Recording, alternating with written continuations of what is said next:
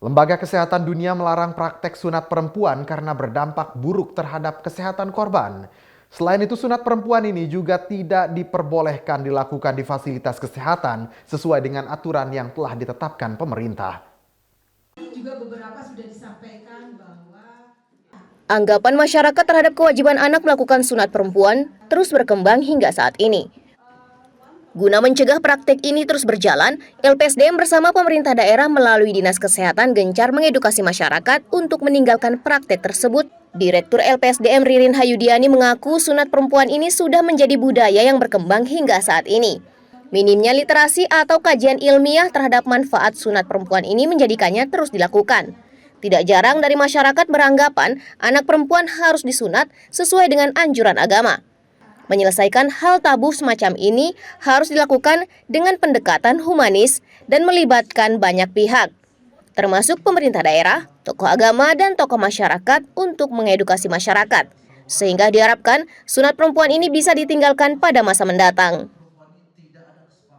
Jadi LPSDM dengan dukungan Kementerian Kesehatan Republik Indonesia dan UNFPA itu melakukan kegiatan mulai dari sosialisasi dan penandatanganan komitmen dan juga orientasi yang dilaksanakan pada pagi hari ini. Jadi dengan tujuan untuk bagaimana menyebarluaskan informasi dan edukasi tentang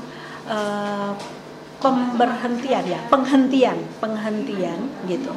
Praktek P2GP, pemotongan, perlukaan dan pemotongan genitalia perempuan atau yang di dalam masyarakat kita itu dikenal dengan sunat perempuan. Karena praktek-praktek sunat perempuan ini sebenarnya masih dilakukan di tingkat masyarakat. Teman-teman media akan mendengar tadi secara langsung bahwa ada banyak tantangan di dalam upaya-upaya pencegahan praktek P2GP. Tetapi kemudian ada yang karena agama, budaya, nah ini kaitannya dengan juga stigma kepada perempuan soal tanda kutip ya besuci gitu. Padahal sebenarnya kita sudah ditekankan baik itu di global maupun di Indonesia sendiri, apapun bentuknya, tindakan apapun yang di luar konteks medis pengobatan itu nggak boleh.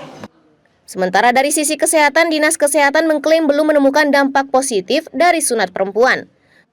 Sunat perempuan bisa berdampak terhadap pendarahan dan melemahnya sensitivitas anak ketika dewasa.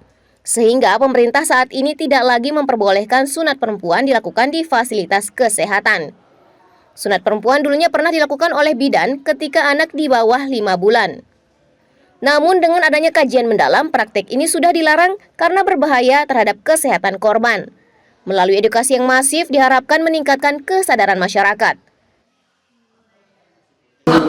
2003, 2005 itu masih mending itu ada retribusi retribusi untuk tindik dan sunat perempuan, karena waktu itu memang ada edaran SOP untuk medikalisasi cara sunat, tetapi menyesuaikan dengan kebijakan terbaru sudah tidak dibolehkan lagi.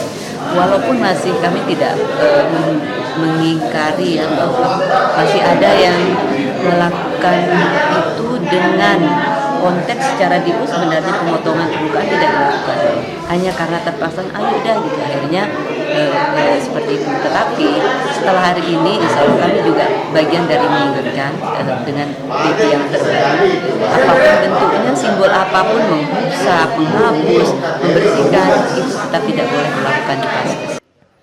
Dari sisi agama, anjuran sunat perempuan belum jelas karena tidak ditemukan satu ayat di Al-Quran dan dalil sahih yang mewajibkan sunat pada perempuan. Berdasarkan pendapat dari 4 mazhab, banyak ulama bersepakat sunat perempuan ini haram dilakukan. Dalam kaidah fikih menyebutkan sesuatu yang pada dasarnya halal, namun apabila dapat mengantar kepada yang haram, maka hukumnya turut menjadi haram. Kondisi terjadi ketika proses sunat pada perempuan ini membuat luka dan tidak memiliki dampak apapun, maka tindakan ini disebut haram. Menjalankan syariat Islam, pedoman kita ada yang namanya 4 mazhab. Sepakat ya Bapak Ibu ya? Atau ada yang di luar 4 mazhab ini? Mungkin ada yang Syiah atau apa gitu ya?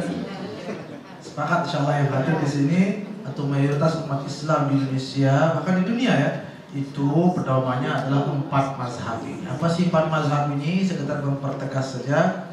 Ya anggap saja sebagai lembaga penelitian hukum Islam yang menjadi rujukan umat Islam di seluruh dunia. Seperti di kesehatan ada WHO, ya. Di bidang-bidang lain juga ada lembaga-lembaga rujukan utamanya. Kan begitu? Kalau di dalam syariat Islam itu 4 mazhab ini, gitu ya. Yaitu di sini ada Hanafi, Maliki, Syafi'i, Hambali. Nah, mereka beliau-beliau lembaga-lembaga atau mazhab-mazhab ini bagaimana sih memandang sunat perempuan itu, hukumnya apa sih? Ternyata seperti yang kita lihat.